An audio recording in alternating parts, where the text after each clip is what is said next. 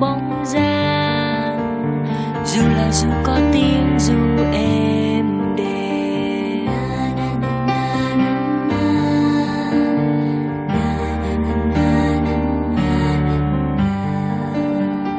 yêu như là yêu bóng dáng dù có tiếng dù êm đềm, dù vào trong cuồng nhạc sắc đỏ bóng dáng em yêu kiều bay vào trong buồng buông ánh sáng thức ta thân em lùa là em mong mây như giọt sương sẽ vơi tan trong đêm muôn trùng, em mong mây như giọt sương sẽ vơi đi bao nhiêu hao gầy.